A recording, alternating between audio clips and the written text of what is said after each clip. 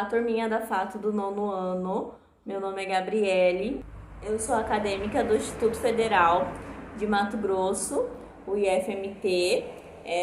Estou fazendo o curso de licenciatura em Química e hoje eu estou aqui para falar com vocês sobre a teoria de Arrhenius.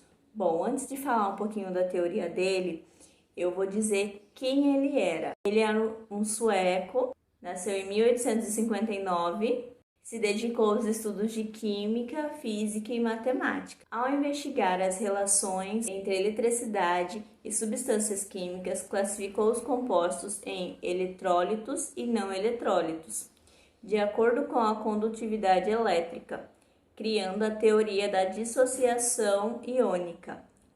Pela relevância do seu trabalho desenvolvido, o químico sueco recebeu o Prêmio Nobel em 1903. A primeira pilha elétrica surgiu em 1800 e isso possibilitou a realização de diversos experimentos, nos quais o homem controlava a eletricidade, testava essa eletricidade.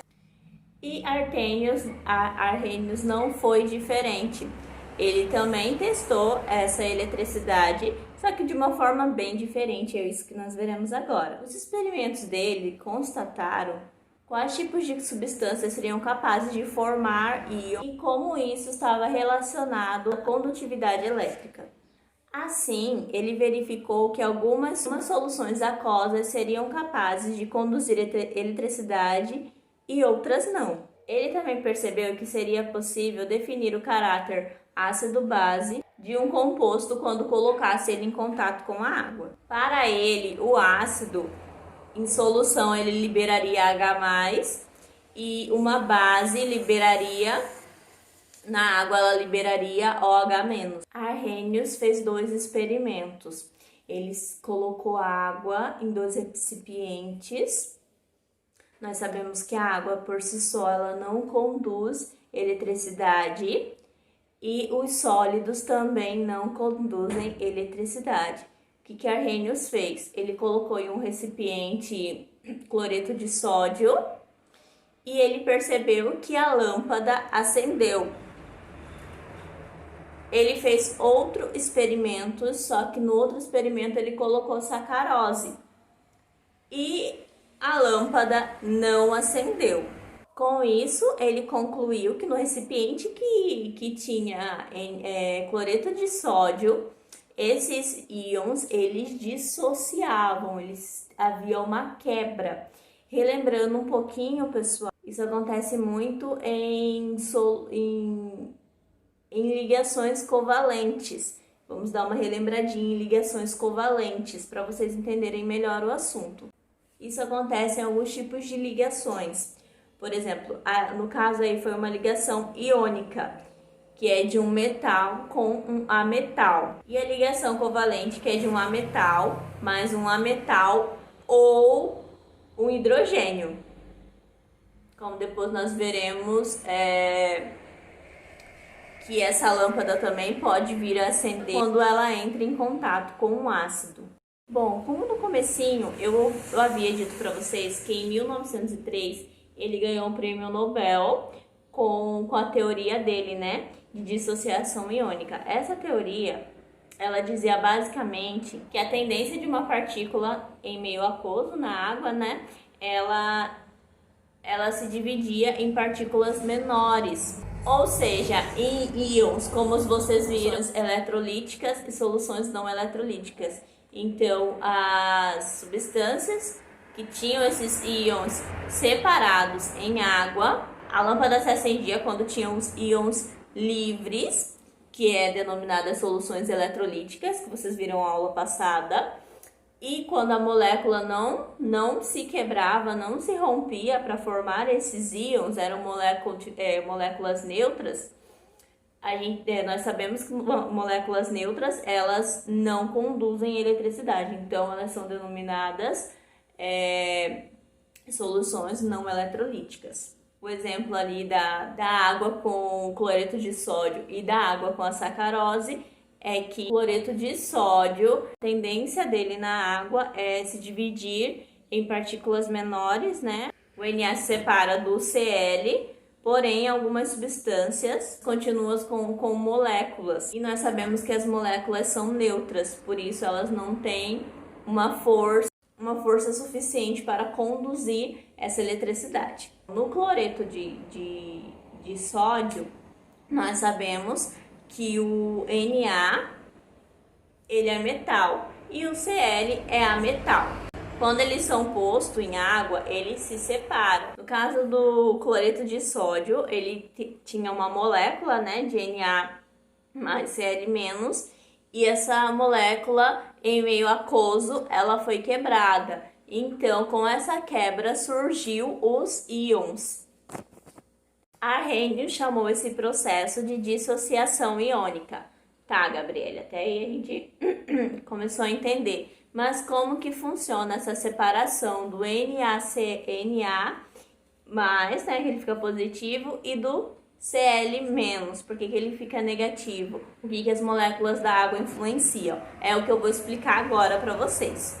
Como que essa separação funciona. O que nós podemos perceber é que o Na, ele é atraído pelo oxigênio.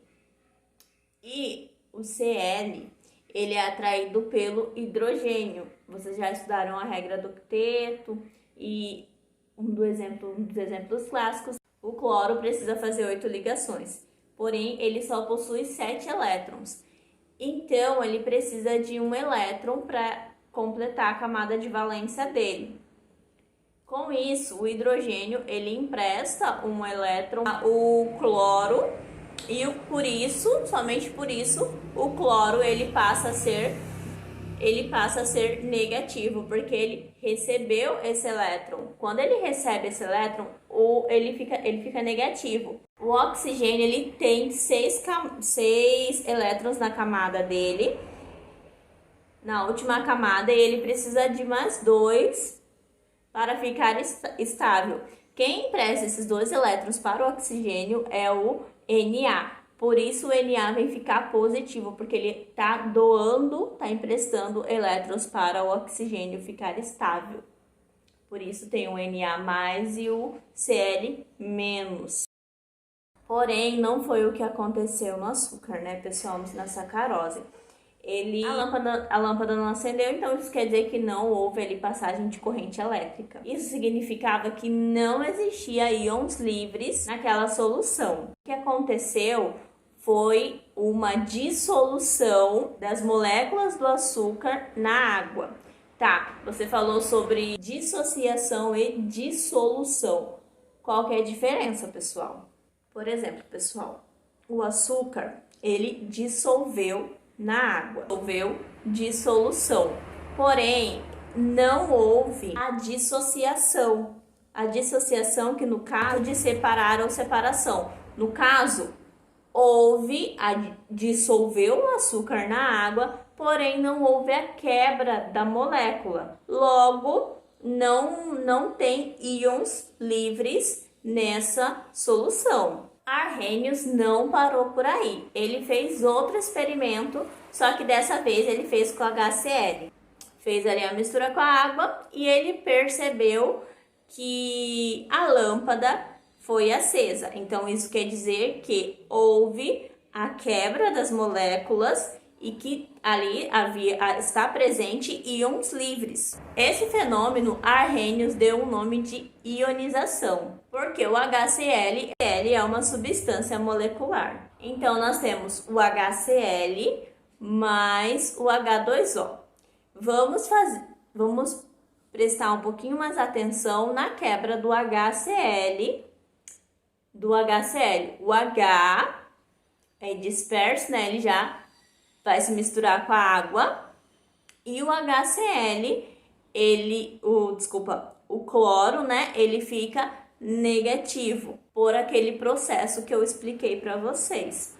O hidrogênio da água empresta um elétron para o cloro ficar instável. Como ele recebeu o elétron, ele fica negativo. E o H ali do HCl, ele vai se misturar com a água, por isso que ele vai formar o H3O+.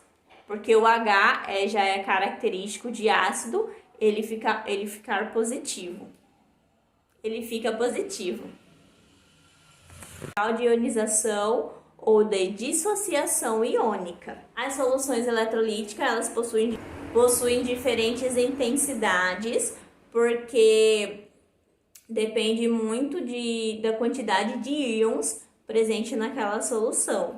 Quanto mais íons houver, maior será a intensidade dessa corrente elétrica. Quanto menor íons tiver, menor será essa condução de eletricidade. Essa quantidade de íons na solução, ela é feita pelo grau de ionização ou dissociação iônica. Vou abrir um parênteses aqui para vocês e falar que existem eletrólitos fortes e eletrólitos fracos. Eletrólito forte é uma substância que forma uma solução na qual o soluto está presente quase totalmente em íons. Quase todos os compostos iônicos solúveis são fortes. Quase todos os compostos iônicos solúveis são eletrólitos fortes, como eu já dei o exemplo do HCl e do NaCl. Sais inorgânicos, hidróxidos alcalinos também são exemplos de eletrólitos fortes. E eletrólitos fracos formam uma solução na qual o soluto se ioniza incompletamente na solução. O ácido acético é um exemplo de eletrólito fraco. Podemos citar também ácidos orgânicos, alguns inorgânicos e base inorgânica. Eles têm uma baixa condutividade elétrica na solução. A ionização está relacionada às soluções que têm ligações covalentes e a dissociação está relacionada às soluções que têm ligações iônicas, que eu já expliquei para vocês. Ligação covalente e ligação iônica. Na apostila de vocês, no módulo 17, na página 57, tem uma formulazinha aí. O número de moléculas dissociadas, que são ionizadas, ela tem que ser divididas pelo número total de moléculas dissolvidas. Se esse número der próximo de 1, praticamente só a presença de íons na solução. Então, tem uma grande quantidade de íons na solução. Então, nós dizemos que é um eletrólito forte. Aí, ele dá o exemplo do HCl e do NaCl. Bom, dissolvidos em água, né? E se esse valor der próximo de 0, quer dizer que existe uma mistura de íons e de moléculas não ionizadas. Então, aí não há, aí nós dizemos, no caso, que é eletrólitos fracos. Como ele dá exemplo aí na apostila, açúcar, o etanol, o vinagre. Apesar de eles terem essa mistura de íons, ela não é o suficiente para conduzir corrente elétrica. Pessoal, então eu falei para vocês sobre a teoria de Arrhenius, do módulo 17, da apostila de vocês do volume 2, e vocês irão fazer as páginas 60, 62 e 63, que é relacionado à teoria de Arrhenius. Então, esse é o vídeo, espero que vocês tenham gostado e tenham aprendido muito. E foi um grande prazer explicar essa teoria para vocês. Até mais. Tchau!